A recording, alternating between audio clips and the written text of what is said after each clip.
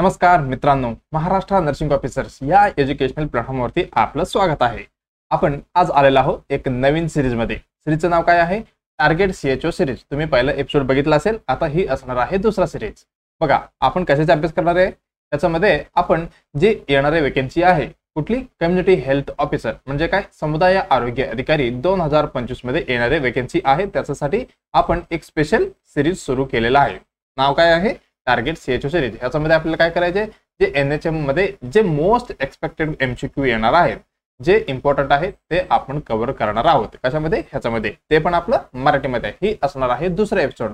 मला वाटतं तुम्ही पहिला एपिसोड बघूनच इथं आलेला आहे। चला, कोण कोण कव्हर करणार आहे? ही मी म्हणजे स्वामी सर आणि माझ्या सोबत आहे अमोल सर। हे आपण दोघं मिळून एक्झाम येईपर्यंत ही आपलं जे सिरीज चालू असणार आहे, म्हणजे तुमचं जे मोस्ट इम्पॉर्टंट आहे, जे सगळे टॉपिक आपण कव्हर करणार आहोत। ओके, चला मग सगळ्यांना अंदाज आहे एमसीक्यू मध्ये काय येणार आहे। सीएचओ 2025 जे येणारे वेकेन्सी मध्ये वेटेज कसं असणार आहे, याच्यामध्ये असणार आहे आपलं नर्सिंगचे किती क्वेश्चन आहेत? 60, आणि त्याच्यामध्ये एनएचएम प्रोग्राम 20, आणि त्याच्यासोबत जीके आहे 20।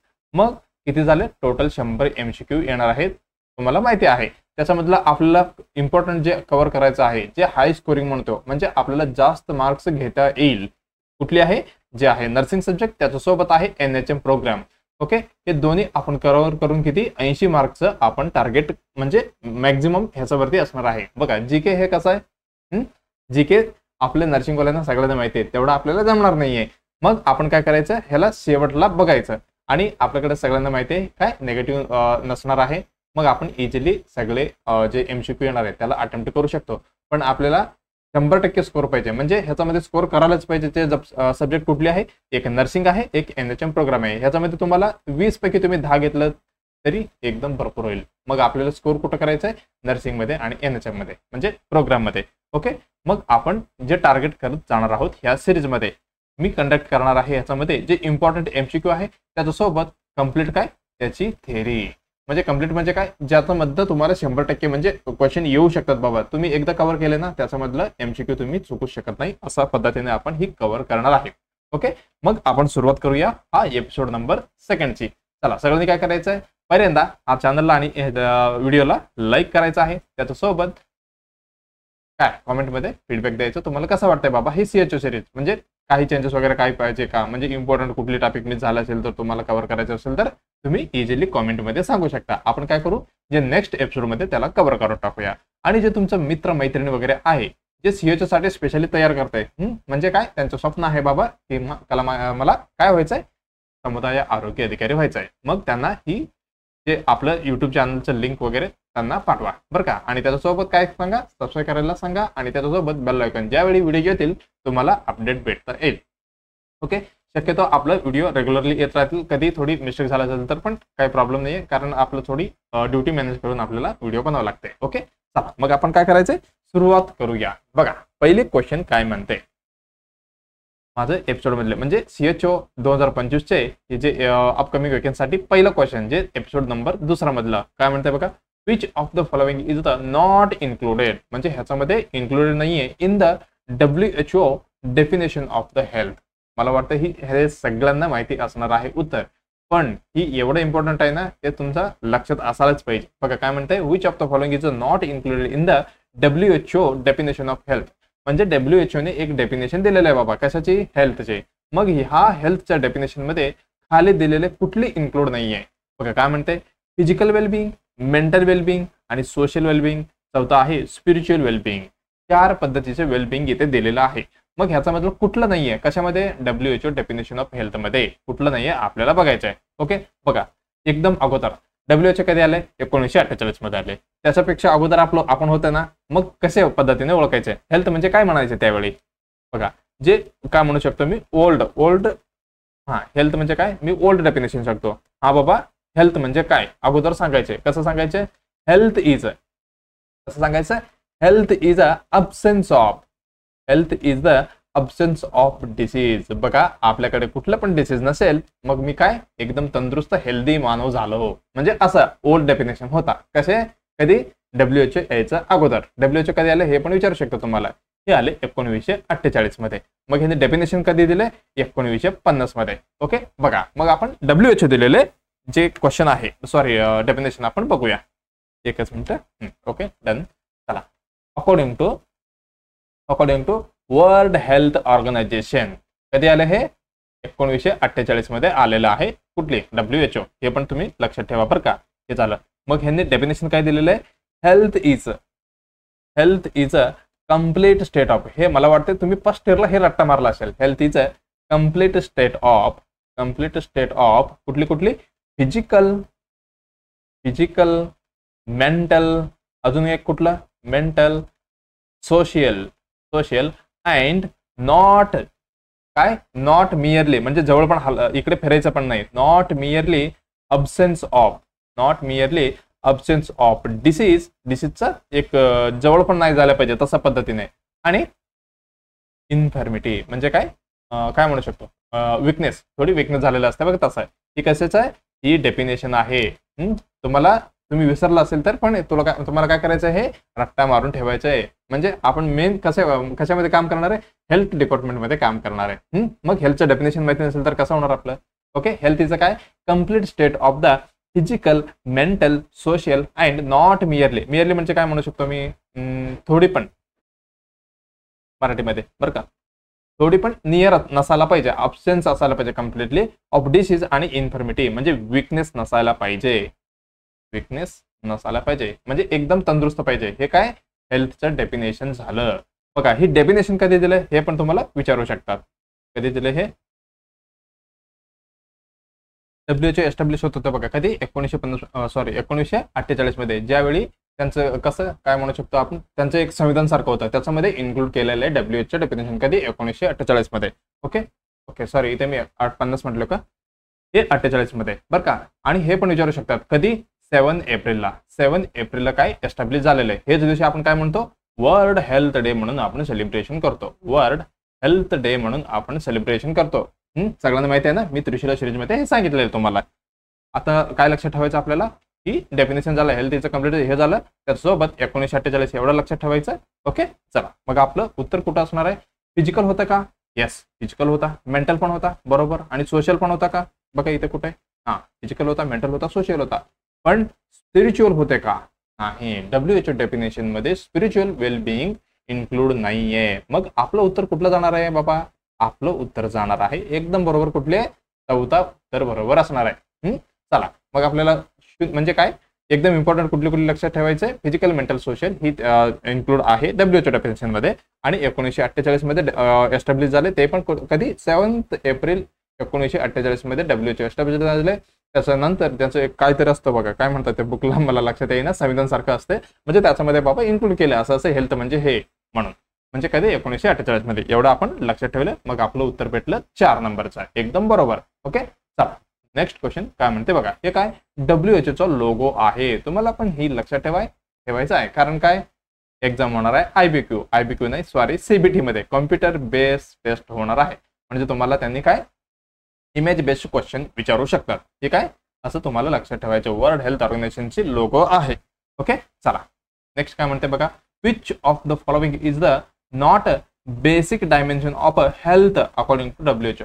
परत बघा WHO चालेल काय म्हणते हे which of the following is a not a basic dimension. बघा खाली दिलेल्या डायमेन्शनच आहे त्याच्यामध्ये नॉट बेसिक डायमेन्शन ह्याच्यामधलं एक नॉट बेसिक म्हणजे एक बेसिक डायमेन्शन नाहीये कशाची of the health according to WHO. बघा कुठली ह्याच्यामध्ये 3 आहे एक नाहीये.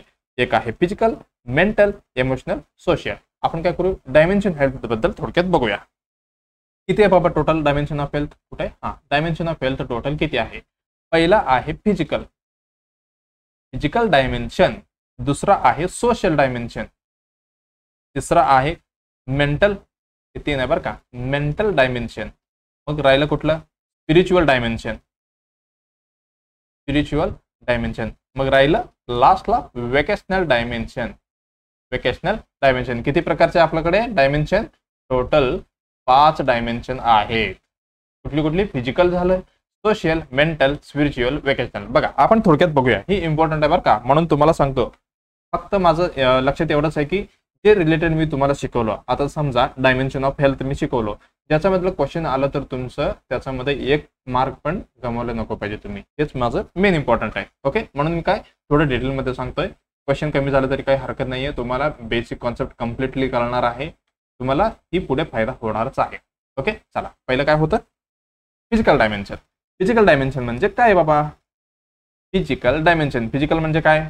आपण काय फिजिकल म्हणजे फिजिकल डायमेन्शन मध्ये आपण कसं मेजर करू शकतो बघा. ही रेफर्स काय करतो, फिजिकल म्हणजे रेफर टू द प्रॉपर, कसे एकदम प्रॉपर किंवा परफेक्ट फंक्शनिंग करायला पाहिजे आपण. परफेक्ट फंक्शनिंग असायला पाहिजे. कशाचे? Of the body. बॉडीचे रिलेटेड जे आहे त्याला आपण काय म्हणतो, फिजिकल म्हणतो. म्हणजे आपलं बॉडी कसं असायला पाहिजे, एकदम प्रॉपर आणि एकदम परफेक्ट फंक्शन असायला पाहिजे. आता माझा हात आहे, वरती खाली येतो आणि मी ह्याचा म्हणजे हाताने लिहितो आणि डोळ्याने इकडे बघतो. हे सगळे काय एकदम प्रॉपर आणि परफेक्ट फंक्शनिंग आहे. मग हे कशामध्ये येणार आहे? ही येणार आहे फिजिकल कशामध्ये? डायमेन्शन मध्ये. त्याच्यासोबत अजून काय म्हणू शकतो आपण, गुड ॲपिटाईट. एकदम मला चांगल्या पद्धतीने काय लागते, भूक लागते आणि मी जेवण करतो, हे पण एकदम बरोबर असणार आहे. आणि माझं क्लीन म्हणजे स्किन कसं आहे, एकदम क्लीन आहे, म्हणजे कुठली पण डिसीज नाही आहे, हे एक झालं. आणि ब्राईट आय झालं, डोळ्याचा पण काही प्रॉब्लेम नाही आहे, हे झालं. अजून काय म्हणू शकतो याच्यामध्ये, अजून काय याच्यामध्ये रेग्युलर एक्सरसाइज करायला पाहिजे, त्याच्यामध्ये काही हरकत नाही यायला पाहिजे, रेग्युलर एक्सरसाइज, हे झालं. आणि बॅलन्स्ड डाईट. काय बॅलन्स्ड डाईट? अजून काय म्हणू शकतो, ॲडिक्वेट रेस्ट. बघा रेस्ट म्हणजे पटकन मला लक्षात आलं, ॲडिक्वेट रेस्ट हे पण विचारू शकतो बरं का. रेस्ट म्हणजे काय सगळ्यांना माहिती, झोपणे, निवांत काय आराम करणे. किमान किती करायला पाहिजे आपण रेस्ट? आपण करायला पाहिजे 7 to 9 आवर एवढी तरी मिनिमम डेली आपण झोपायला पाहिजे. एवढं नाही झालं तर मिनिमम काय म्हणू शकतो, आयडियली तुम्हाला विचारू शकतात, बाबा मी असं आहे, एक आजोबा येतात तुमच्याकडे, मला झोपत लागत नाही पण मी किती तास झोपायला पाहिजे झोपलं तर? तुम्हाला सांगायचं 8 तास. एकदम बेस्ट किती? 8 तास तुम्हाला झोपायचंच आहे. हे सगळे कशामध्ये येतं? फिजिकल डायमेन्शन मध्ये येतं. ओके, चला आता नेक्स्ट काय, सोशल. कुठली होतं? Social dimension. सोशल डायमेन्शन मध्ये काय असायला पाहिजे? सोशल डायमेन्शन मध्ये आपण म्हणजे सोसायटी सोबत कसं राहायला पाहिजे हे पण याच्यामध्ये आहे. त्याच्यामध्ये येते एक्सटेंड, एक मिनिट, एक्सटेंड ऑफ इन्व्हॉल्वमेंट. म्हणजे आपलं इन्व्हॉल्वमेंट असायला पाहिजे कशामध्ये? विथ कम्युनिटीमध्ये. कम्युनिटी सोबत आपण इन्व्हॉल्वमेंट असायला पाहिजे. असं नको की आपण फक्त घरी बसलो, सगळं सोसायटी एक वेगळंच कार्यक्रम चाललाय, असं पण नाही व्हायला. म्हणजे आपण इन्व्हॉल्वमेंट व्हायला पाहिजे. ही पण एक हेल्थची डायमेन्शन आहे. हे झालं सोशल डायमेन्शन. ह्याच्यामध्ये काय काय येऊ शकतो? Follow social norms. जे सोशल नॉर्म्स आहे, रूल्स वगैरे, ते आपण फॉलो करायला पाहिजे. हे झालं. त्याच्यानंतर मेंटेन. बघा हे इम्पॉर्टंट आहे बघा, मेंटेन IPR, इंटर काय म्हणू शकतो आपण, इंटरपर्सनल रिलेशनशिप आपल्याला मेंटेन करावं लागेल. हे हेल्थसाठी खूप इम्पॉर्टंट आहे. आपण बघा एकदा जे काय म्हणतो सुसायडल आयडिया वगैरे येतो किंवा डिप्रेशनमध्ये गेलेले माणसं कसं करतात, फक्त कोणासोबत बोलत नाही, एकटाच बसतात, मग त्यांच्यामध्ये परत जास्त निगेटिव्ह थिंकिंग वगैरे येतात. म्हणून काय आपल्याला मेंटेन IPR करावं लागेल, इन्व्हॉल्वमेंट व्हायला पाहिजे कम्युनिटीमध्ये आणि फॉलो द सोशल नॉर्म्स. ही सगळी काय सोशल डायमेन्शनमध्ये येते. आता तिसरं काय होतं, मेंटल कसं असायला पाहिजे? मेंटल हेल्दी असायला पाहिजे. म्हणजे आपल्याला काय कसे पागल नसायला पाहिजे का? मेंटलमध्ये काय येते? त्याच्यामध्ये होते परफेक्ट फंक्शन इंडिकेट. कसं इंडिकेट करतो? Function indicate balance between. कसे? बॅलन्स बिटवीन कोणा बॉडी आणि एन्व्हायरमेंट. बॉडी आणि एन्व्हायरमेंट सोबत कसा पद्धतीने आपण मेंटेन करतो, बॅलन्स करतो, त्याला आपण काय म्हणतो? मेंटल काय डायमेन्शन. ह्याच्यामध्ये काय काय येतो? डज नॉट, एकदम काय लगेच काय राग नको यायला पाहिजे. Does not lose temper easily. आपण टेम्पर इझिली असं हे करायचं नाही, लवकर लागत नाही, म्हणजे राग यायला नको पाहिजे, हे एक झालं. आणि ऍडजस्टमेंट करायला पाहिजे आपण, गुड ऍडजस्टमेंट पाहिजे त्याच्यामध्ये. आणि अजून काय? डिसिजन मेकिंग पाहिजे, डिसिजन पॉवर आणि किंवा त्याची हे पाहिजे. म्हणजे हा बाबा मला डिसिजन, आता बघा एक बस तुम्हाला जायचं पुण्याला, आता तुम्ही थांबले बस स्टँडमध्ये, मग बस आले तर तुम्हाला चढायचं आहे, एक डिसिजन झाला, हा बाबा ह्या बसमध्ये मला जायचं का नाही, डिसिजन असं म्हणतो मी. म्हणजे डिसिजन पॉवर घ्यायला पाहिजे. असं नाही की मी मेंटली एवढं रिटायर्ड पेशंट की थांबले त्यांनी बस स्टँडमध्ये, पण बसमध्ये चढेना आणि डिसिजन घेऊन त्यांनी पुढे जाईना. मग हे होणार आहे का? मेंटल ह्याच्यामध्ये असणार आहे का? नाही, हे पण नाही झालं. मग कंट्रोल इमोशन कंट्रोल करायला पाहिजे. असं पण नाही की राग आले की चला 4 लोकांना आपण म्हणजे फोडून टाकू सगळे, हे पण नसायला पाहिजे. हे झालं मेंटल मध्ये. ओके, मग राहिलं कुठलं? स्पिरिच्युअल. राहिलं आता स्पिरिच्युअल म्हणजे काय? भक्ती ठेवणे. काय? Believe in nature. काय म्हणू शकतो मी? Believe in nature. नेचरला आपण बिलीव्ह करायला पाहिजे. आणि काय? Respect the feeling of others. दुसऱ्यांच्या फिलिंगला आपण कसं आदर करायला पाहिजे. एक झालं. आणि एथिक्स आपल्याला माहिती पाहिजे, हा कुठलं बरोबर आहे बाबा, कुठलं चुकीचं आहे हे पण आपल्याला माहिती पाहिजे. राईट आणि रॉंग बद्दल. हे झालं स्पिरिच्युअल बद्दल. आता शेवटचं काय राहिलं बाबा? हा, वोकेशनल म्हणजे काय? आपल्याला जेवढं पाहिजे तेवढं कमवून आपण खाणे, हेच असणार आहे याच्यामध्ये काय? Person earn sufficient. जेवढा किती पाहिजे त्यांना पैसे. Sufficient with respected job. असं नाही की मी पैसे कमवतो पण तिकडे रेस्पेक्टच नाहीये, तसं नको पाहिजे. म्हणजे कमी पैसे भेटले आणि सफिशियंट पैसे भेटले तरी चालेल, जॉब तुम्ही करता त्याच्यामध्ये काय? एकदम रेस्पेक्ट पाहिजे. मग CHO मध्ये एकदम भयानक काय? रेस्पेक्ट भरपूर आहे. कशापेक्षा? DMR आणि DHS पेक्षा. खरंच सांगतो बरं का मी, DMR आणि DHS पेक्षा आपल्या CHO ना खूप रेस्पेक्ट आहे आपल्या गावात. ओके, चला हे झालं स्पिरिच्युअल आणि वोकेशनल बद्दल. मग आपले कुठलं नव्हतं असं म्हटलंय? ओके, फिजिकल होता. ओके, एकदम सगळं कसं पाहिजे होतं? एकदम तंदुरुस्त, गुड डेप्युटेड सगळं सांगितलं हे होतं. आणि मेंटल लूज टेम्पररी म्हणजे लवकर आपल्याला रागात नाही यायचे आणि असं काही पण कांड नाही करायचे, हे आपण होता. इमोशनल होतं का? नाही, मी नाही बघितलं. सोशल होतं का? बघा, सोशल पण आहे. मग आपलं उत्तर असणार आहे तिसरा. हे काय? Not a basic dimension of the health. According to WHO मध्ये ह्याला इन्क्लूड केलेलं नाहीये, इमोशनलला. ओके, मग आपलं उत्तर आलं तिसरा. बरोबर. चला मग आता काय करायचं आपल्याला? नेक्स्ट MCQ कडे जायचं आहे. बघा, हेल्थ बद्दल तुम्ही बघितलंय, आता डायमेन्शन पण बघितलंय. याच्याबद्दल तुम्हाला कुठली पण MCQ येऊ द्या, तुम्ही काय डायरेक्ट तुम्ही टिक करून यायला पाहिजे. म्हणून तुम्हाला काय मी एवढं डिटेलमध्ये सांगितलेलं आहे. बरं, चला आता नेक्स्ट क्वेश्चन काय म्हणते बघा.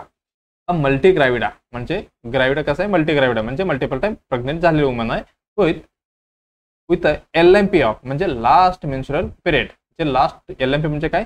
Last menstrual period. Last menstrual period कधी आलता? 29 सप्टेंबर 2025 ला. आता काय केलेलं त्यांनी? Comes for the registration at a 30 week. बघा, खरं तर रजिस्ट्रेशनला कधी यायला पाहिजे? लेस दॅन 12 वीक मध्ये यायला पाहिजे, पण आता आले. कशाला आले? 30 वीक्स ऑफ गेस्टेशन मध्ये आले for registration. What is the expected EDD? EDD म्हणजे काय? Expected EDD, expected date of delivery. Date of delivery म्हणजे अंदाजे आपल्याला काय सांगायचे? डेट ऑफ डिलिव्हरी आपल्याला काढायचं आहे. काय काय दिलेलं आहे? LMP आपल्याला दिलेलं आहे आणि अजून काय दिलंय? 30 वीक गेस्टेशन आहे, एवढं दिलेलं आहे. मग आपल्याला काय करायचं आहे? आपल्याला एक रूल माहिती आहे. कुठला रूल? मी त्रिशूल सिरीजमध्ये सांगितलं बघा, लक्षात आले का? इथे लिहितो बरं का मी. कुठली रूल आहे? मी सांगितलं होतं तुम्हाला एक Naegele formula of EDD, expected date of delivery काढण्यासाठी आपण हे काय यूज करतो बरं का. बघा, नॉर्मल मेन्स्ट्रुअल पिरियड किती दिवस असतो हे पण तुमच्या लक्षात असताना पाहिजे. 28 दिवस असतो बरं का. त्याच्यामध्ये कुठे मेन्शन आहे का? म्हणजे काही नाही दिल्या म्हणजे आपण काय समजायचं? 28 दिवस समजायचं. इन केस ऑफ बघा, नॉर्मली किती ह्या फॉर्म्युल्यामध्ये आपण किंवा मेन्स्ट्रुअलमध्ये एवढी दिवस आपण नॉर्मली पकडतो, किती? 21 ते 35 दिवस. इन केस ऑफ 21 पेक्षा कमी असेल किंवा 35 पेक्षा जास्त असेल तर ते कसं झालं? थोडं अबनॉर्मल मेन्स्ट्रुअल पिरियड झाला ते. मग ज्यावेळी आपल्याला ही सगळी चेंज करावं लागते. बघा, आता समजा 28 दिवस आहे नॉर्मल आणि 21 ते आपण 35 दिवस पकडतो. इन केस ऑफ कमी असेल तर काय करायचं? त्याच्यामधनं आपल्याला सबस्ट्रॅक्ट करायचं. हे पण तुम्हाला मी सांगितलेलं ऑलरेडी. तुम्हाला ही सगळी येते बरं का. ही यायलाच पाहिजे तुम्हाला, कारण ज्यावेळी तुम्ही काय जे ANM म्हणा, ANM, MPW आणि आशा आणि अजून कोण? अंगणवाडी वर्कर, हे सगळ्यांचे तुम्ही काय आहे? तुम्ही लीडर आहे, हेड ऑफ लीडर म्हणजे तुम्ही लीड करणार आहे त्यांना. मग ही सगळी तुम्हाला यायलाच पाहिजे. चला, हे झालं 21 आणि 35 नॉर्मल झालं. आपल्याला काय करायचं आता? नेग्ली फॉर्म्युला ही बघा, नेग्ली फॉर्म्युला अकॉर्डिंग टू आपल्याला LMP काढायचं, सॉरी LMP ने EDD काढायचं आहे. मग ह्याचा रूल काय आहे? LMP last menstrual period plus 7 days म्हणजे प्लस 7 दिवस जोडायचं आहे. त्याच्यामध्ये परत 9 मंथ आपल्याला काय करायचं? ऍड करायचं आहे. कशासाठी? आपल्याला ईडीडी काढायचं त्याच्यासाठी. मग ही असणार आहे आपलं एकदम कसे फोर बॉक्स नाही झालं. ओके जाऊ दे. मग आपल्याला काय करायचंय ही झालं ईडीडी. ईडीडीचं आपल्याला काय करायचंय ही फॉर्म्युला यूज करून ईडीडी काढायचंय. चला काय दिलेलं आहे LMP 29 सप्टेंबर 2025. चला आपण सुरुवात करूया. काय दिलेलं आहे 29 सप्टेंबर. वर्ष पण दिले का? हा बघा वर्ष पण दिलेलं आहे म्हणजे 2025 प्लस आपल्याला काय करायचं ह्याच्यामध्ये 7 दिवस जोडायचा आहे. त्याच्यानंतर आपल्याला 9 मंथ जोडायचा आहे. जसं मी सिस्टमॅटिकली सॉल्व्ह करतो तुम्हाला तसंच सॉल्व्ह करायचं आहे. तुम्ही इकडे तिकडे केलं म्हणजे थोडी हे झालं तर तुमचे ईडीडी थोडे पाठीमागे पुढे जाणार आहे म्हणजे एक्झॅक्ट उत्तर नाही भेटणार. चला आता आपल्याला काय करायचंय 29 सप्टेंबर मध्ये पहिला आपण काय करूया 7 दिवस ऍड करूया. चला इथे मी लिहितो 1 2 3 4 5 6 7 लिहिलो. आता तुम्हाला लक्षात असायला पाहिजे सप्टेंबर 29 आहे म्हणजे मंथ एंड होईल. ज्या सप्टेंबर महिन्यामध्ये 30 दिवस असते का 31 दिवस असते तुम्हाला माहिती असायला पाहिजे. आपण लहान वेळी कसं मोजायचं असे हाताने. चला मग सुरू करूया. जानेवारी फेब्रुवारी मार्च एप्रिल मे जून जुलै ऑगस्ट सप्टेंबर म्हणजे सप्टेंबरचे काय 30 दिवस आहे. सप्टेंबर मध्ये किती 30 दिवस आहे.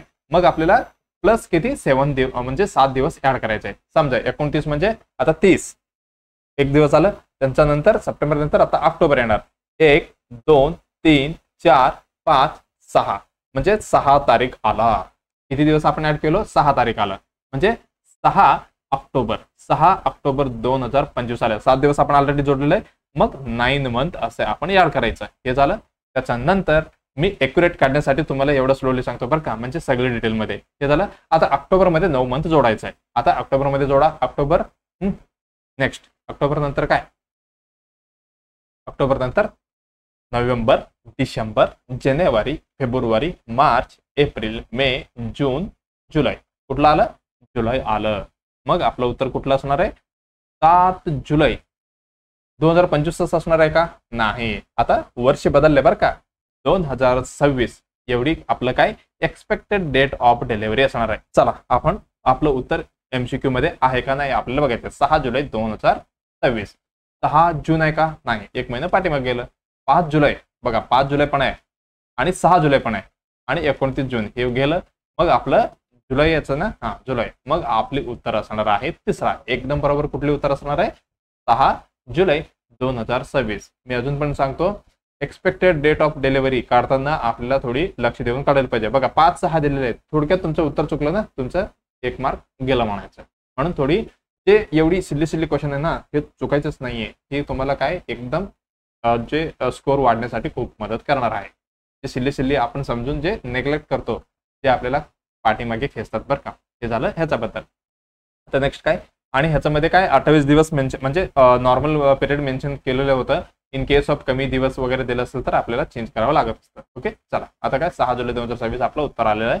आता नेक्स्ट काय म्हणते बघा next question the recommended site of the BCG vaccination. एकदम इम्पॉर्टंट म्हणजे इम्पॉर्टंट पेक्षा इम्पॉर्टंट म्हणायला BCG वॅक्सिन खूप इम्पॉर्टंट आहे. वॅक्सिनेशन इन द इन्फंट मध्ये बघा काय म्हणते रिकमेंडेड साईट कुठली आहे BCGचं वॅक्सिनेशन इन द इन्फंट म्हणजे बच्चू मध्ये. इन्फंट म्हणजे काय जे 0 to 1 इयर मध्ये येतात. ज्या बच्चूंना आपल्याला काय करायचे BCG वॅक्सिनेशन द्यायचं आहे. पण साईट कुठली आहे असं विचारताय. राईट डेल्टॉइड आणि लेफ्ट अपर आर्म आणि एंटेरो लॅटरल थाय आणि ग्लुटियल रिजन. बघा मला वाटते याच्याबद्दल आपण थोडी डिटेलमध्ये अभ्यास करूया. एकदम तुम्हाला BCGचा कुठले पण MCQ येऊ द्या तुम्ही चुकणार नाहीये. या पद्धतीने आपण ह्याचा अभ्यास करूया. ओके चला ठीक आहे. त्याच्यानंतर दाखवतो तुम्हाला. आता BCG बद्दल आपल्याला अभ्यास करायचा आहे कम्प्लिटली. मी म्हणतो तुम्ही नोट्स बनवा ह्याच्याबद्दल. BCG वॅक्सिन थोडं फास्ट मध्ये सांगतो बरं का मी. BCG वॅक्सिन त्याचं फुल फॉर्म काय आहे बॅसिलस काल्मेट काय गुरेन. याची काय ई नाही आहे बरं का. हे गुरेनचे स्पेलिंग व्यवस्थित लिहितो नाहीतर तुम्हाला डेफिनेशन विचारल्यावर म्हणजे सॉरी लॉंग फॉर्म विचारल्यावर तुम्हाला तुमचा मार्क कम्प्लीट यावं इथे. हे झालं BCGचा फुल फॉर्म काय बॅसिलस काल्मेट गुरेन. ओके हे झालं. हे प्रोटेक्ट करतो बरं का. प्रोटेक्ट करतो मोस्टली कुठलं मोस्टली एक्स्ट्रा पल्मोनरी TBला ही काय करतो प्रोटेक्ट करतो. आणि रेअरली कुठं आणि रेअरली रेअरली कुठं आपलं रेअरली पल्मोनरी टीबी, पल्मोनरी टीबीला रेअरली, पण मोस्टली कुठं एक्स्ट्रा पल्मोनरी टीबी मध्ये ही मदत करतो. ओके, ह्याची रूट कसं देतो आपण बीसीजी वॅक्सिन, ह्याची रूट आपण देणार आहे इंट्राडर्मल मध्ये. कसे इंट्राडर्मल मध्ये, मग किती अँगल लागेल तुम्हाला, 15 डिग्री काय लागेल तुम्हाला अँगल इथे इंजेक्शन देताना लागणार आहे. हे झालं. मग आपण किती अमाऊंट देणार आहे, अमाऊंट किती देणार आहे बघा. ह्याच्यामध्ये दोन प्रकार आहे. ॲट बर्थ टू काय म्हणू शकतो, पहिला जे नियोनट असतो, नियोनट म्हणजे काय 0 to 28 दिवस, बर्थ टू 28 दिवस आपण द्यायचं असेल तर आपल्याला द्यावा लागेल 0.05 ml. किती 0.05 ml एवढी आपल्याला डोस द्यावा लागेल. समजा in case of after 28 days, after 28 दिवस टू कितीपर्यंत 1 वर्षपर्यंत आपल्याला द्यायचं असेल तर आपल्याला द्यावं लागेल 0.1 ml डोस एवढी आपल्याला द्यावं लागेल. ओके, मग आपण लक्षात आलंय 1 इयर पर्यंत आपण मॅक्झिमम देऊ शकतो बरं का. मॅक्झिमम गिवन अप टू किती 1 वर्षापर्यंत आपण ही बीसीजी वॅक्सिन बच्चूला देऊ शकतो. एवढं झालं. मग कुठलं सिरिंज देणार तुम्ही हे पण तुम्हाला विचारू शकतात. सिरिंज कुठली यूज करणार, याची सिरिंज आहे ट्युबरक्युलिन सिरिंज. अजून नाव काय याचं, अजून 2-3 आहे. ओमेगा स्टॅट सिरिंज हे झालं. अजून एक कुठली, ADS auto disposable syringe. ADS म्हणजे काय, auto disposable syringe. Auto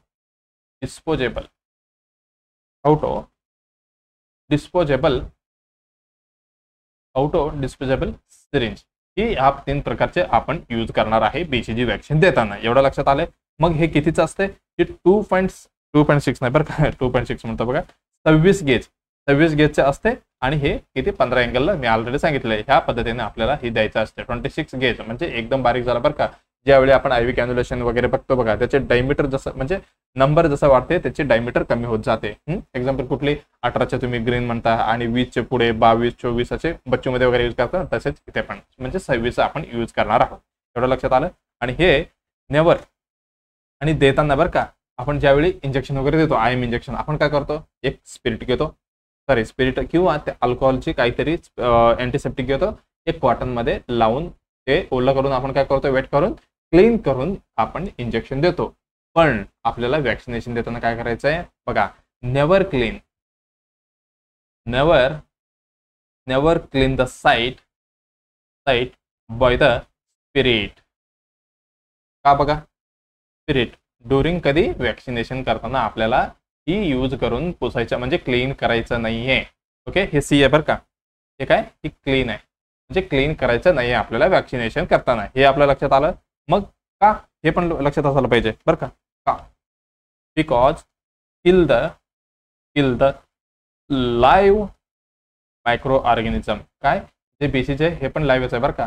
live ऑर्गॅनिझमला काय करतो, हे किल करतो ड्युरिंग वॅक्सिनेशन. हे आपलं झालं. आणि हे कसं आहे वॅक्सिनेशन, की live freeze dried vaccine. Dried म्हणजे काय, ही पावडर फॉर्म मध्ये भेटणार आहे. कसं आहे, पावडर फॉर्म मध्ये भेटणार आहे. मग आपल्याला काहीतरी ऍड करावं लागेल ना याच्यामध्ये, डायल्युएंट. कुठली डायल्युएंट, डायल्युएंट म्हणजे काय, रिकॉन्स्टिट्यूशन म्हणजे ह्याला तयार करण्यासाठी आपल्याला काहीतरी यूज करावं लागेल पातळ म्हणजे सोल्युशन मध्ये. मग आपण ह्याच्यामध्ये यूज करणार आहे नॉर्मल सलाईन. हे खूप वेळा विचारलेले क्वेश्चन आहे. नॉर्सेट मध्ये पण असली क्वेश्चन विचारतात बरं का. तुम्हाला वाटतील हे फक्त सीएचओचा सिरीज आहे, ह्याच्यामध्ये नॉर्सेट वाल्यांना पण फायदा भेटणार आहे. हे झालं नॉर्मल सलाईन आपण ह्याच्यामध्ये मिक्स करणार आहे. बघा, ह्याच्यामध्ये आपण अवॉइड करणार आहे काय, डिस्टिल वॉटर. अवॉइड करणार आहे डिस्टिल वॉटर. का, ही कॉज करू शकतो इरिटेशन. एक मिनिट, हे काय करू शकतो, ही कॉज रेडनेस अँड इचिंग करू शकतो. म्हणून आपण काय करतो, बीसीजी मध्ये अवॉइड करतो कशाला, डिस्टिल वॉटरला. ओके, एवढं लक्षात आलं. मग आता तुम्ही डायल्युएंट केलेलं आहे म्हणजे मिक्स करून इंजेक्शन दिलेलं आहे बाबा. मग आता कधी फेकणार तुम्ही, आता समजा एक तुम्ही बीसीजी वॅक्सिन घेतलेलं आहे, मग त्याच्यामध्ये एक ऍड केलेलं आहे नॉर्मल सलाईन. मग एक बच्चूला तुम्ही 0.01 दिलेले आहे, एक विदिन 28 दिवस आले.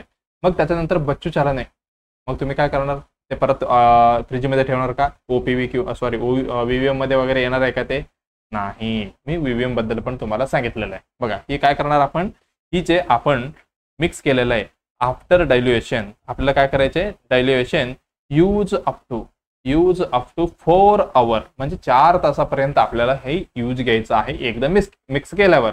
मग त्याच्यानंतर काय करायचं, डिस्कार्ड करायचे. असं पण विचारू शकतो बरं का तुम्हाला, जे BCG वॅक्सिन आहे तुम्ही कधी डिस्कार्ड करता हे पण तुम्हाला विचारू शकतात. हे आपण डिस्कार्ड करणार आहे कधी, अनयुज्ड BCG मस्ट डिस्कार्डेड, म्हणजे डिस्कार्ड करायचंच आहे. मग आपण कधी करणार आहे बघा, आफ्टर, कधी, जे फर्स्ट ऑप्शन मध्ये येतील तुम्हाला. फर्स्ट ऑप्शन मध्ये फर्स्ट प्रायोरिटी कशाला द्यायचं, आफ्टर 6 आवर. हे ऑप्शन मध्ये नसेल तर कधी, आफ्टर तुमचे जे सेशन असते ते संपल्यावर, आफ्टर एंड ऑफ डे, किंवा अजून काय म्हणू शकतो, एंड ऑफ वॅक्सिन सेशन संपल्यानंतर आपल्याला काय करायचंय, ही जे BCG वॅक्सिन आपण डायल्युएंट म्हणजे नॉर्मल सलाईनमध्ये मिक्स केले ते आपल्याला काय करायचंय, डिस्कार्ड करायचं आहे. ह्याला अजून काय म्हणतात, स्कार फॉर्मिंग वॅक्सिन पण म्हणतात बरं का. ह्याला स्कार फॉर्मिंग वॅक्सिन पण म्हणतात. म्हणजे हे काय तयार करणार आहे, स्कार तयार करणार आहे. जिथं आपण वॅक्सिनेशन देणार तिथे काय स्कार तयार करणार. त्याचा अगोदर काय होणार आहे, त्याचा अगोदर पेपुल फॉर्मेशन होणार आहे. ज्यावेळी तुम्ही वॅक्सिनेशन देणार, पेपुल फॉर्मेशन ते किती, 5 mm चा. किती, 5 mm चा. 5 वीक मध्ये होतात बरं का हे पण लक्षात ठेवा. आणि जे स्कार फॉर्मिंग कधी होतात, स्कार फॉर्मिंग विचारतो तुम्हाला 6 ते 12 वीक. 6 ते 12 वीक म्हणल्यावर पटकन तुमच्या लक्षात यायला पाहिजे हे काय, प्लॅसेंटल डेव्हलपमेंटला पण 6 ते 12 वीक लागते बरं का. हे तुम्हाला लक्षात ठेवायचे. स्कार फॉर्मिंग कधी होते, 6 ते 12 वीक मध्ये. म्हणजे किती, 12 म्हणजे काय, 2 मंथ झालं, 2 महिन्यामध्ये होणार आहे. ओके. मग हे बघा अजून एक, ही BCG वॅक्सिन लेफ्टलाच देतात. बघितलं का तुम्ही, राईट मार्किंग तुम्हाला काय मार्किंग वगैरे आहे का, लेफ्टला बी दिसते तुम्हाला, म्हणजे तुम्हाला BCG दिलं त्याचं प्रूफ आहे. मग त्याचं साईडलाच का देतात, ऑलवेज गिवन कुठे, लेफ्ट अप्पर आर्मला देतात. कशासाठी, ओनली फॉर युनिफॉर्मिलिटी, म्हणजे लक्षात आलं पाहिजे की ह्यांच्याकडे ही दिलेला आहे. कशासाठी, ओनली फॉर युनिफॉर्मिलिटीसाठी कुठे, लेफ्ट अप्पर आर्मला देणार आहे. तुम्ही चेक करा इथे तुम्हाला काय BCGचा स्कार दिसतात. इन केस ऑफ तुम्हाला दिलं तर, नाही दिसलं तर समजून घ्यायचं की बाबा काय तुम्हाला BCG वॅक्सिन दिलेलं नाहीये. बघा इन केस ऑफ एकदा मला वाटते एका वेळी मला असं सिच्युएशन आलं, एक पेशंट आलं, म्हणजे मी स्वतःच दिलतो BCG वॅक्सिन. मला वाटते 2021 मधलं एक गोष्ट आहे बरं का, तुम्हाला लक्षात ठेवण्यासाठी सांगतो मी. असंच कधी वॅक्सिन दिल्यानंतर पण काय, जे पेशंटला स्कार फॉर्म झालेलं नाहीये. कसे, आता बघा मी काय सांगितलं तुम्हाला, 6 ते 12 वीक मध्ये काय, म्हणजे स्कार फॉर्म व्हायला पाहिजे. म्हणजे समजा इन केस ऑफ ते स्कार फॉर्म नाही झालं तर, मग ज्यावेळी असं पेशंट आले, बाबा आमच्या पेशंटला काय जसं आम्हाला आहे स्कार तसं नाहीये, त्यावेळी मी काय केलं, जे पेशंटला रेफर केलं पिडियाट्रिशियनकडे. मग पिडियाट्रिशियनने काय ऑर्डर केलं ते, बाबा यांना परत एकदा BCG द्या.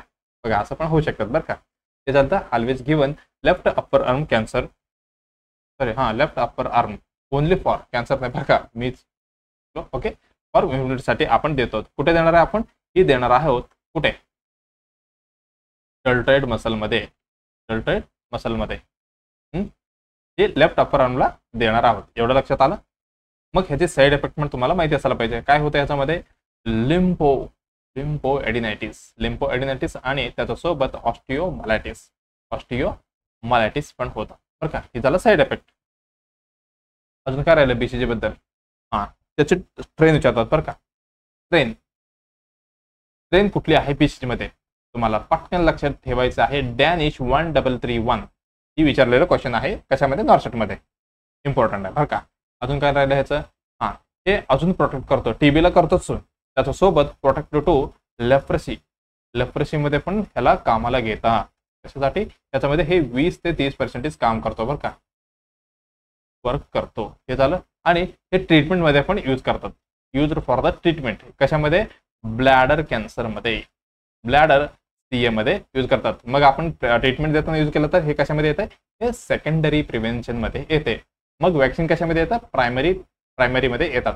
ते पण कुठे, स्पेसिफिक प्रोटेक्शन मध्ये, हे सेकंडरी प्रिव्हेन्शन मध्ये येतात बरं का, ट्रीटमेंटला. हे झालं. मग आता काय करणार आहे, हे BCG वॅक्सिन आहे ना, जे आपण कुठे ठेवणार आहे, इन्सर्ट होतं bladder, insert into the bladder मध्ये इन्सर्ट करणार आहेत बरं का, ब्लॅडर. हे झालं. कसं, बाय SPC, सुप्राप्युबिक सुप्राप्युबिक कॅथॅटरायझेशन अनुसार आपण ही आत देणार आहे. ओके, एवढं झालं. बघा, एवढं बघितलं. अजून एकच राहिलं वाटतं आपलं, जे कशा पद्धतीने द्यायचं. त्याच्यामध्ये दोन प्रकार आहे, डायरेक्ट आणि इनडायरेक्ट मेथड. डायरेक्ट बीसीजी किंवा इनडायरेक्ट बीसीजी.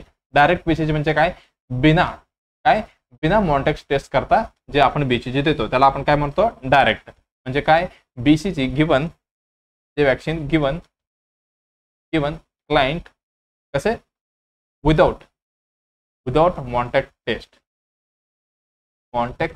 टेस्ट न करता जे आपण वॅक्सिनेशन देतो त्याला आपण काय म्हणतो, डायरेक्ट. कॉमनली कधी यूज फॉर द चिल्ड्रन मध्ये आपण करतो का, नाही.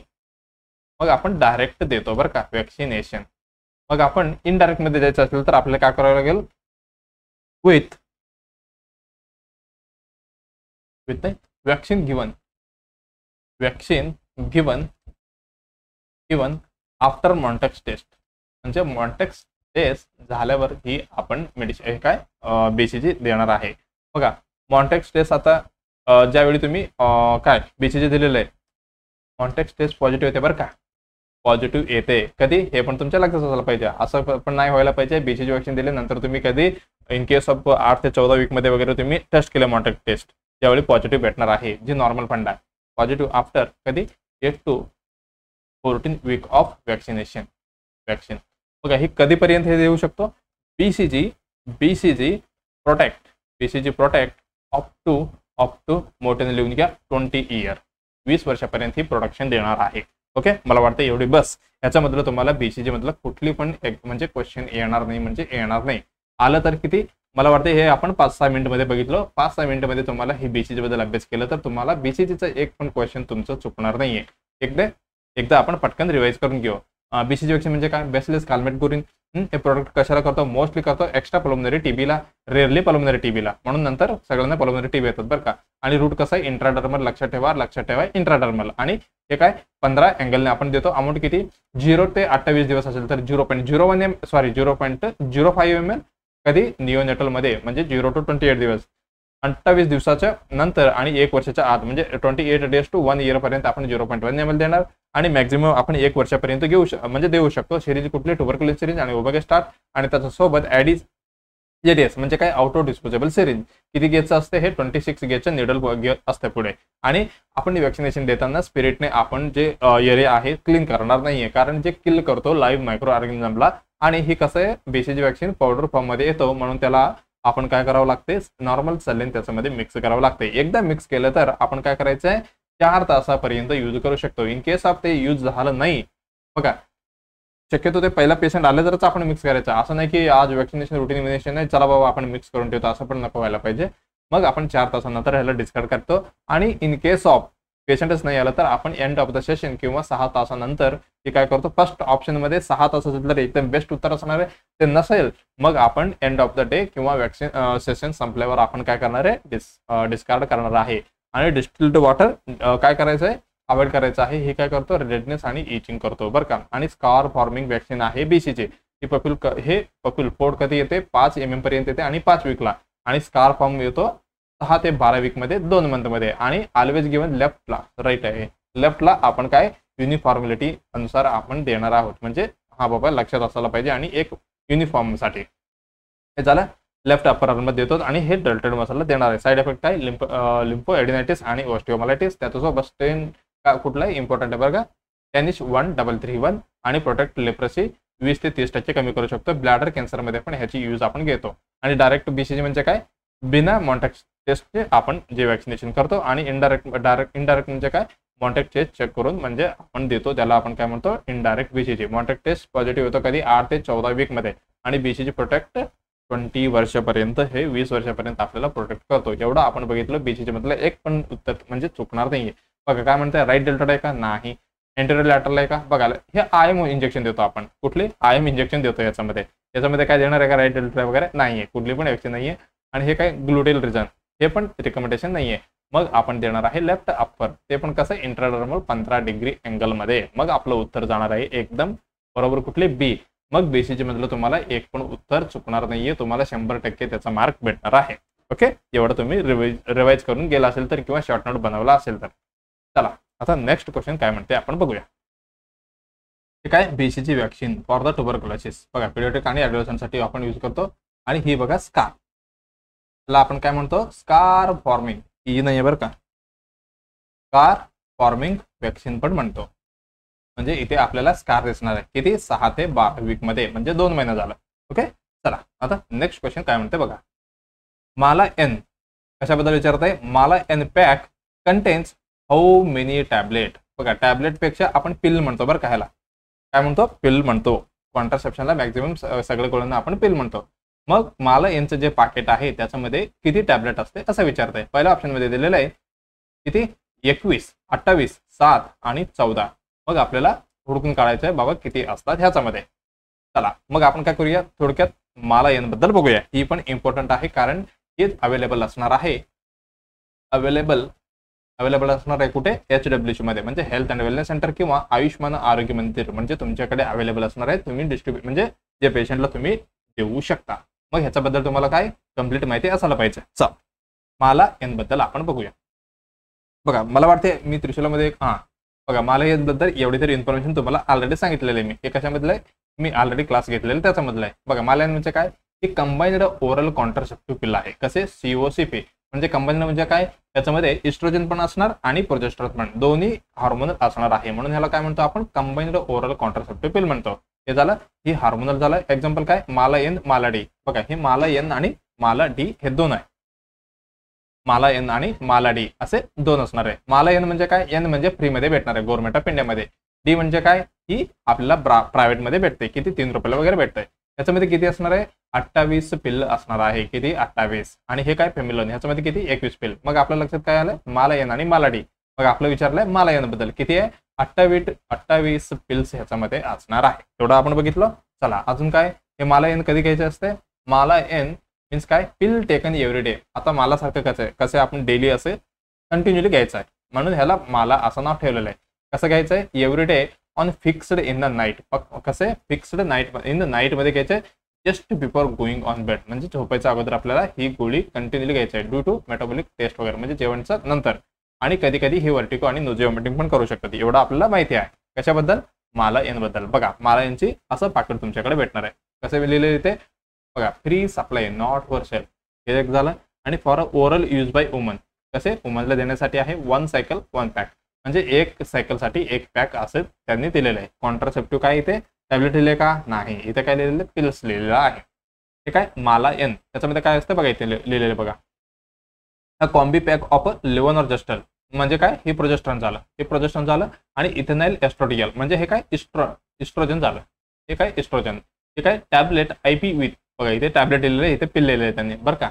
आणि विथ फेरोस फ्युमेरेट, फेरोस फ्युमेरेटला आयरॉन नाही म्हणायचं बरं का, म्हणजे आयरॉनच आहे पण त्याचं नाव वेगळं आहे. काय फेरोस फ्युमेरेट असते. हे काय टॅबलेट IP ही अशा पद्धतीचं असणार आहे. किती गोळ्या आहे मी किती म्हटलो 28 गोळी असणार आहे याच्यामध्ये. किती बघा 1 2 3 4 5 6 7, म्हणजे 7 किती 7 किती झाले 21 झालं. मग इकडे 7 किती झालं +7 28, म्हणजे जे 7 म्हणजे 21 जे आहे टॅबलेट कसं असणार आहे हार्मोनल असणार आहे. कसं हार्मोनल म्हणजे हे 7 असणार, हे कसं असणार आहे आयरॉनचा, म्हणजे काय फेरस फ्युमेरेटची असणार आहे.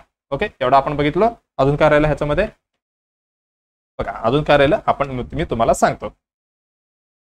माला एन तुम्हाला माहिती असायलाच पाहिजे कुठली, हे असं कसं आहे COCP कंबाइन्ड ओरल कॉन्ट्रासेप्टिव्ह पिल आहे. त्याच्यामध्ये किती 21 व्हाईट पिल आहेत. कशाचे इथे हे आहे हॉर्मोनलचे. हॉर्मोनल म्हणजे काय आपलं जे इस्ट्रोजन आणि प्रोजेस्टेरॉनचे पिल आहेत. किती 21. आणि जे राहिलेलं 7 कुठलं आहे ही असणार आहे ब्राऊन पिल. मी आता जस्ट तुम्हाला दाखवलं. हे कसं आहे ही असणार आहे आयरॉनचे. आयरॉनचं म्हणजे कुठलं फेरस फ्युमेरेटची, फेरस फ्युमेरेटची आहे. फ्युमेरेटची त्याच्यामध्ये किती असणार आहे ही 60 mg असणार आहे बरं का, 60 mg असणार आहे. त्याच्याबद्दल पण तुम्हाला एवढं 60 आहे. मग ह्याच्यामध्ये पण कॉम्पोजिशन तुम्हाला माहिती असायला पाहिजे. कॉम्पोजिशन हे 60चं झालं, मग हे पण माहिती असायला पाहिजे ना. त्याच्यामध्ये काय होतं जस्ट मी तुम्हाला सांगितलं कुठं आहे लेव्होनॉर्जेस्ट्रॉन. काय लेव्होनॉर्जेस्ट्रॉन हे किती असणार आहे ही प्रोजेस्टेरॉन आहे बरं का. हे कसं आहे प्रोजेस्टेरॉन, प्रोजेस्टेरॉन आहे कुठली नॉर्जेस्ट्रॉन किंवा लेव्होनॉर्जेस्ट्रॉन. हे किती असणार आहे 0.15 mg. 0.15 mg म्हणजे 150 mg झालं एवढी असणार आहे. आणि त्याच्यासोबत अजून काय होतं हा इस्ट्रोजन प्रोजेक्शन झाला. आता इस्ट्रोजन. इस्ट्रोजन म्हणजे काय? इथाइल, इथिनाइल, इथिनाइल एस्ट्रोडियल. एस्ट्रोडियल ही किती असणार आहे? ही असणार आहे 0.03 mg म्हणजे किती झालं? 30 mcg एवढी असणार आहे. त्यासोबत काय? ही असणार आहे फेरस फेमरेटची किती? 60 mg चा. एवढं तुमच्या लक्षात असायला पाहिजे. हे कशासाठी असते? ही असतो help to reduce the iron deficiency anaemia. Iron deficiency एनिमियाला प्रिव्हेंशन करण्यासाठी, रिड्यूस करण्यासाठी ही काय फेरस फेमरेट ही मेडिसिन ह्याच्यामध्ये असणार आहे. बघा ही मला यांची मेकॅनिझम ऑफ ऍक्शन कसं असणार म्हणजे कशा पद्धतीने ही काम करणार आहे? ही करणार आहे प्रिव्हेंट ओव्हुलेशन. जे ओव्हुलेशन होणार आहे 14 दिवसाला, त्या काय करतो? त्याला प्रिव्हेंशन करतो. मग फर्टिलायझेशन होणार आहे का? नाही. आणि प्रेग्नन्सी पण नाही होणार. मग अशा पद्धतीने काय ही काम करणार आहे. आता बघा ज्यावेळी तुम्हाला काय सांगितलं मी, ही कंटिन्युअली पिल सारखे म्हणजे माला सारखे घ्यायचं आहे. माला मीन्स काय? Pill taken every day on fixed in a night just before the going bed. आता कसे? कंटिन्युअली सायकल, पर सायकलला एक पॅक असेल, डेली एक गोळ्या घ्यायचा आहे. इन केस ऑफ काही जणांना असं होतं की कोणी विसरतील, मग आपल्याला ज्यावेळी काय करायचं आहे? समजा इफ 1 पिल मिस, एक गोळी तुम्ही विसरला घेण्यासाठी, म्हणजे ज्या घ्यायचं होतं ते घेतलं नाही, मग आपल्याला काय करायचं त्यावेळी सांगायचंय? देन टेक मिस्ड पिल कधी घ्यायचं आहे? As soon as possible. जेवढं लवकर होतील जेवढं लवकर आपल्याला जी गोळी घ्यायचा आहे. कसं? Without change in a next dose. Next डोजला काही नाही करायचं, जे तसंच कंटिन्यू ठेवायचं, पण जे राहिलं होतं गोळे जे लवकरात लवकर घ्यायचं आहे. आता हे असं तुम्ही सांगायला पाहिजे, म्हणजे जे पेशंट कंप्लीट घेऊन आलं तर. आता समजा आता दुसरे एक पेशंट आले, त्यांनी काय सांगितले? इफ मिस्ड म्हणजे ज्यांनी किती 2 गोळ्या मिस केलेला आहे. इफ मिस टू फिल, मग आपल्याला काय करायला पाहिजे त्यावेळी करायला पाहिजे कंटिन्युअसली टेक कसे? डबल डोज घेण्यासाठी सांगायचं ऑफ कशाची? ओरल कॉन्ट्रासेप्टिव्ह पिलची. त्याच्या सोबत बघा काय म्हणते, त्याच्या सोबत मेलला किंवा जे अल्टरनेटिव्ह जे हे आहेत म्हणजे पार्टनर, त्याला काय सांगायचं? मेल कॉन्डम यूज करायला सांगायचं. विथ फॉर कशासाठी? फ्यू डेजसाठी. मग बघा इथे आपण पिल पण दिलो आणि इकडे बॅरियर हे काय? हे कुठले? बॅरियर मेथडचं हे कॉन्ट्रासेप्टिव्ह पण दिलेलं आहे आपण. मग इथं काय झालं? पिल पण झालं, विथ कॉन्डम पण झालं. मग ह्याला आपण काय म्हणतो? डबल डच म्हणतो बरं का. डबल डच ही पण तुमच्या लक्षात असायला पाहिजे ज्यावेळी ही असं मिस होणार गोळ्या. हे झालं. मग ह्याचा फेल्युअर रेट कसा असायला पाहिजे? फेल्युअर रेट कसा आहे? फेल्युअर रेट त्याचं असणार आहे फक्त 1% आणि 9%. परफेक्ट यूज केलं तर किती?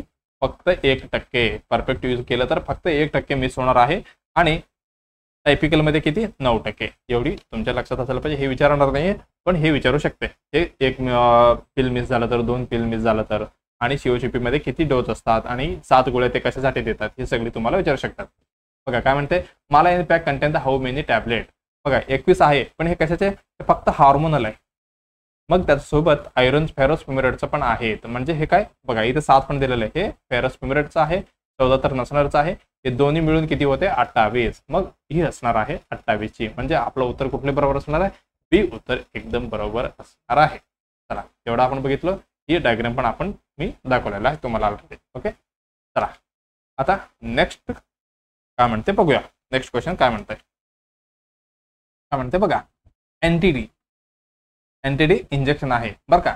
Is given within how many hour after delivery of an RH positive baby.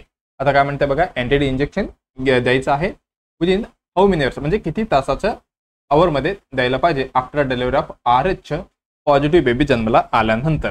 आता बघा एनटीडी आपण कधी देणार आहे? बघा एनटीडी बद्दल तुम्हाला ऑलरेडी मी सांगितलंय. बघा इथे ऑप्शन काय 6 तास, 12 आणि 24 आणि 72 एवढी दिलेलं आहे. चला मग आपण काय करूया? एनटीडी बद्दल बघूया. एनटीडी मला वाटतं डायग्राम आहे आपल्याकडे. बघा हे काय? एनटीडी हे काय? रोगम इंजेक्शन आहे इम्युनोग्लोबुलिनचा बरं का. ही बघा ती ते एमसीजीचं आहे. आपण इथे पण मेन्शन केलेलं आहे इंट्रामस्क्युलरली आपल्याला द्यायचं आहे. चला हे आपण कधी देणार आहे? In case of RH positive. बघा RH पॉझिटिव्ह नाही बरं का. RH negative mother. RH negative नेगेटिव्हच लिहून टाकतो मी. RH negative negative mother mother काय हू हॅज डिलेवर्ड कुठली baby delivered on RH positive baby. बरं का, RH निगेटिव्ह आईने RH पॉझिटिव्ह बेबीला जन्माला दिल्यानंतर ही आपल्याला द्यायचं असतं RH पॉझिटिव्ह बेबी. मी ऑलरेडी ह्याच्याबद्दल तुम्हाला माहिती आहे. ओके, हे झालं. मग आपल्याला कधी द्यायचं आहे, टाइम कधी द्यायचं आहे एनटीडीचा, ही आपल्याला द्यायचं आहे गिवन विदिन 72 आवर्स. 72 तासामध्ये द्यायलाच पाहिजे. 72 आवर्स ऑफ द डिलिव्हरी. ठीक आहे, मोस्ट इम्पॉर्टंट. म्हणजे कधी कधी विचारलं तर तुम्हाला 72 तासच द्यायचं आहे. समजा हे झालं 72 तासामध्ये द्यायचं आहे. मग आयडियली आपण कधी देऊ शकतो, एकदम बेस्ट कधी असू शकतो, ही असणार आहे विदिन 24 तास, विदिन 24 आवर्समध्ये एकदम बेस्ट असणार आहे. पण समजा जे पण तुम्ही मिस केला, काय म्हणू शकतो, इफ मिस्ड एनटीडी कधी still be given up to, म्हणजे कधीपर्यंत तुम्ही घेऊ शकता. पण एवढं इफेक्टिव्ह नसणार आहे बरं का. किती 13 ते 28 दिवसापर्यंत आपण देऊ शकतो. पण कसं इफेक्टिव्ह असणार आहे का, नाही. इफेक्टिव्ह कसं असणार आहे, एकदम डिक्रीज झालेला असतो. मग एप्लम बरोबर कुठलं असणार आहे, 24 तासमध्ये 72 तासमध्ये दिलं तर एक म्हणजे द्यायलाच पाहिजे. पण एकदम बेस्ट कुठलं, आयडियली आपण 24 तासमध्ये द्यायला पाहिजे. एक झालं. आणि आपण मिस झालं तर कधी 13 ते 28 दिवसापर्यंत देऊ शकतो. पण इफेक्टिव्ह तेवढं नसणार नाहीये. एवढं लक्षात आलं तुमचं. ओके, आता डोज बघूया. किती डोज पर्यंत आपल्याला द्यायचे, किती डोज द्यायचा आहे. त्याची डोज असणार आहे किती, जस्ट तुम्ही याला दाखवलो मी तिथे 300 mcg सॉरी मायक्रोग्राम मध्ये असणार आहे. इथे दिलेलं आहे बघा, कुठे गेलं आपलं, हां mcg. ठीक आहे, मायक्रोग्राम मध्ये 300 मायक्रोग्राम एवढा असणार आहे. आणि 1500 काय म्हणू शकतो, आपला इंटरनॅशनल युनिट असे म्हणू शकतो. एवढे पण देतात. आणि ते झालं. मिनिमम डोज किती देऊ शकतो, अरे 50 ते 100 mcg एवढी देऊ शकतो. फॉर कशासाठी, ते ऑपरेशन वगैरे झालं असतं बघा, त्याच्यामध्ये 50 mcg आपण देऊ शकतो. हे लेस दॅन 12 वीकचं झालं आहे बरं का, म्हणजे ऑपरेशन वगैरे झालं असतं बघा त्यांच्यामध्ये. ओके, एवढं झालं. रूट कसं आहे, रूट आपण देणार आहे इंट्रामस्क्युलरली. एवढं आपल्याला लक्षात आलं. मग पर्पज कशासाठी देतो बाबा आपण, त्याची द्यायचे उद्देश काय आहे, आपल्याला काय करायचं, टू प्रिव्हेंट करायचं, टू प्रिव्हेंट RH आयसो इम्युनायझेशन आपल्याला प्रिव्हेंट करायचं आहे. जे अँटीजेन आणि अँटीबॉडी होणार आहे आईमध्ये कधी आफ्टर डिलिव्हरी नंतर, म्हणजे नेक्स्ट बेबीला ही काय करू शकतो, डेंजरस होऊ शकतो. आणि neutralize fetal RH positive RBC जे आईच्या ब्लडमध्ये मिक्स झालेला असतो, ते झालं. आणि prevent the mother from forming forming antibodies. बघा, ही अँटीडीचा अँटीबॉडी आईच्या ब्लडमध्ये बनणार आहे कधी, आता RH पॉझिटिव्ह बेबी जन्मल्यावर. हे आपल्याला काय करायचं आहे, थांबवायचं आहे. म्हणजे काय, प्रिव्हेंट करायचं आहे. समजा इफ अँटीबॉडीज क्रॉस, काय क्रॉस झाले, प्लॅसेंटा क्रॉस झाले समजा. मग हे काय असणार आहे, इन नेक्स्ट बेबीमध्ये, इन नेक्स्ट प्रेग्नन्सीमध्ये काय होऊ शकतो पेशंटला, त्याच्यामध्ये होऊ शकतो काय, haemolytic disease of newborn, haemolytic पर का, हे पण लिहून ठेवतो, हिमोलिटिक होऊ शकतो डिसीज. आणि सगळ्यांना माहिती आहे एरिथ्रोब्लास्टोसिस फिटलिस हे होऊ शकतो. आणि सिव्हिअर जॉइंटिस वगैरे हायड्रोप्स फिटलिस ही सगळे इन सिव्हिअर असेल तर पुढे होऊ शकतात इन RH पॉझिटिव्ह बेबीमध्ये, हे सगळं होऊ शकतं. ओके, एवढं लक्षात आलं. मग आपलं उत्तर कुठली बरोबर असणार आहे आपण बघूया. बघा, 6 तास होते का, नाही. 12 तास होते का, नाही. 24 तास होते. हे कसं असणार आहे, एकदम आयडियली असणार आहे. आणि हे काय 72 तास, म्हणजे इथं काय दिलेलं आहे, anti D injection is given within how many hour after delivery of an RH positive baby असेल तर. मग आपल्याला किमान 72 तासमध्ये द्यायचंच आहे. मग आपलं उत्तर कुठली बरोबर असणार आहे, चौथी उत्तर एकदम बरोबर असणार आहे. ओके, तर हे आजचं शेवटचं क्वेश्चन असणार आहे. काय म्हणते बघा, जननी शिशु सुरक्षा कार्यक्रम JSSK प्रोव्हाइड्स, त्याच्यामध्ये ही स्कीम आहे, म्हणजे कार्यक्रम आहे. त्याच्यामध्ये ही काय प्रोव्हाइड करतो? Free immunisation, free delivery and C section, या free cancer treatment, free TB drugs. Okay, ह्याच्यामध्ये कुठली प्रोव्हाइड करणार आहे जननी शिशु सुरक्षा कार्यक्रम? बघा काय म्हणते पहिल्या ऑप्शन मध्ये फ्री इम्युनायझेशन. फ्री इम्युनायझेशन कशामध्ये देतो आपण? UIP मध्ये. बघा कशामध्ये देतो आपण? UIP. UIP म्हणजे काय? युनिव्हर्सल, एक मिनिट, हा ठीक आहे, युनिव्हर्सल इम्युनायझेशन प्रोग्राम मध्ये, इम्युनायझेशन प्रोग्राम मध्ये आपण काय करतो? फ्री वॅक्सिनेशन देणार आहे. कधी आलेलं आहे? 1985 मध्ये बरं का. ही 1985 मध्ये आलेलं स्कीम आहे, ही आहे प्रोग्राम. त्याच्यामध्ये आपण काय करतो? त्याच्यामध्ये कव्हर ऑल चिल्ड्रन, सर्व मुलांना, आणि अजून काय? प्रेग्नेंट वुमन इन्क्लूड आहे. प्रेग्नेंट वुमन इन्क्लूड्स आहेत ह्याच्यामध्ये. ओके, एवढं लक्षात आलं UIP बद्दल. मग हे असणार आहे का फ्री इम्युनायझेशन? नाही, ही फ्री कॅन्सर ट्रीटमेंट म्हटलेलं आहे. कशाची? Free cancer treatment. आपण फ्री कॅन्सर ट्रीटमेंट कशामध्ये देतो? बघा त्याच्यामध्ये दोन आहे. एक आपण देणार आहे, एक मिनिट, काय झालं, आयुष्मान भारतमध्ये. ते पण कुठली? त्याच्यामध्ये PMJAY म्हणजे प्रधानमंत्री जन आरोग्य योजनामध्ये आपण देतो. आणि त्याच्यासोबत अजून काय? PPCDCS म्हणजे काय? मी ऑलरेडी सांगितलं होतं तुम्हाला. Programme for prevention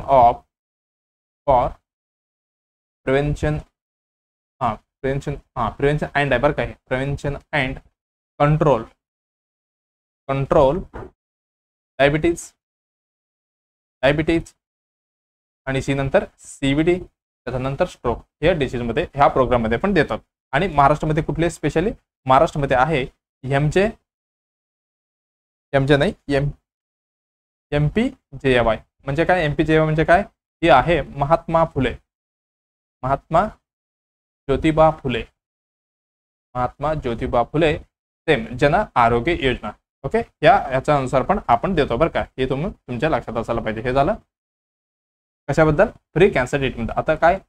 free TB drugs ह्याच्यामध्ये आपण देतो NTEP मध्ये. NTEP म्हणजे काय? नॅशनल टीबी एलिमिनेशन प्रोग्राम आहे बरं का. ही एलिमिनेशन प्रोग्राम मध्ये ही आपण काय ही टीबीचा फ्री ड्रग देणार आहे. त्याच्यामध्ये काय काय असू शकतो? फ्री डायग्नोसिस असतो, आणि फ्री ट्रीटमेंट असतो, आणि फ्री फॉलोअप असतो, आणि अजून काय? अजून एक योजना आहे ह्याच्यामध्ये. कुठली? निक्षय पोषण योजना. ह्याच्याबद्दल पण तुम्हाला सांगितलं मी. निक्षय पोषण योजना, त्याच्यामध्ये आपण काय करतो? डायरेक्ट जे पेशंटला काय पैसे देणार आहे 1000 रुपये पर मंथला. अगोदर किती होता? 500, एवढी देणार आहे. हे झालं टीबी ड्रग झालं. आता हे काय राहिलं? फ्री डिलिव्हरी आणि सी सेक्शन. बघा हे काय? जननी शिशु कार्यक्रमचं हे काय? शिशु सुरक्षा कार्यक्रमचं लोगो आहे. हे पण तुम्हाला लक्षात ठेवायचे. त्याच्यासोबत त्याच्यामध्ये काय काय भेटणार आहे? फ्री प्रेग्नेंट वुमन आणि न्यूबॉर्नला. बघा काय? Assurance the nil out of the pocket expense in all government health institution मध्ये. म्हणजे आपल्या खिशातनं 1 रुपया पण नाही झालं पाहिजे. म्हणजे फ्री कॉस्ट मध्ये सगळी होणार आहे. काय काय होणार आहे? फ्री डिलिव्हरी होणार आहे, सिझेरियन सेक्शन होणार आहे, ड्रग भेटणार आहे, त्याच्यासोबत डायग्नोसिस होणार आहे, आणि जेवण पण भेटणार आहे, डाईट भेटणार आहे, आणि ब्लड ट्रान्सफ्युजन वगैरे भेटणार आहे, फ्री ट्रान्सपोर्ट वगैरे भेटणार आहे. म्हणजे होमपासनं हॉस्पिटलपासून परत होमपर्यंत सगळी फ्री असणार आहे त्याच्यामध्ये. हे झालं आईसोबत म्हणजे प्रेग्नेंट वुमनला. त्याच्यासोबत जे सिक न्यूबॉर्न आहे 30 दिवसापर्यंत त्याला काय भेटणार आहे? फ्री आणि 0 एक्सपेन्स ट्रीटमेंट भेटणार आहे, फ्री ड्रग भेटणार आहे, आणि डायग्नोस्टिक सगळी, आणि ब्लड ट्रान्सफ्युजन आणि ट्रान्सपोर्टेशन सगळी ह्याच्यामध्ये फ्री भेटणार आहे. कशामध्ये? जननी शिशु काय सुरक्षा कार्यक्रम मध्ये. मग आपलं उत्तर कुठलं बरोबर आहे? आपलं उत्तर जाणार आहे दुसरे उत्तर एकदम बरोबर असणार आहे. ओके, चला मग आपण इथेच आपलं एंड करूया, आणि नेक्स्ट एपिसोडमध्ये ह्याच्यापेक्षा जे इम्पॉर्टंट MCQ म्हणजे मोस्ट एक्सपेक्टेड आहे त्याला आपण घेऊन येऊया. बघा जे CH एस्पिरंट्स आहेत त्यांना काय काय बघायचे? त्रिशूल सिरीज ऑलरेडी चालू आहे, हे पण तुम्हाला बघायचं आहे. ह्याच्यामध्ये पण आपण इम्पॉर्टंट MCQ घेत आहे. त्याच्यासोबत ब्रह्मा सिरीज पण आहे. ह्याच्यामध्ये थेअरी प्लस MCQ आहे. तुम्हाला थेअरी पण ह्याच्यामध्ये भेटते बरं का. थेअरी प्लस MCQ आहे. त्याच्यासोबत जे विद्यार्थी आहे CHO एस्पिरंट त्यांना हे 100% बघायचंच आहे बरं का. कुठली? ही CHOचा पेपर अनालिसिस 2023चा. त्याच्यामधला डायरेक्टली किंवा इनडायरेक्टली तुम्हाला क्वेश्चन येऊ शकतात. ओके, आणि जे विद्यार्थी ऍप्लिकेशन भरायचे त्याचा अगोदर ही व्हिडिओ तुम्हाला बघून घ्यायचा. त्याच्यामध्ये सगळी डिटेल मी सांगितलेलं आहे.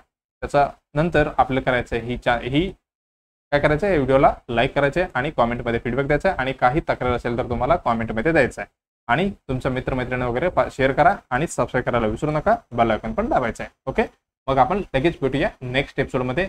तिसरा आता नेक्स्ट एपिसोड येणार आहे अमोल सरांचं, त्याच्यानंतर परत मी येणार आहे चौथा एपिसोडमध्ये बरं का. मग लगेचच आपण भेटूया. धन्यवाद.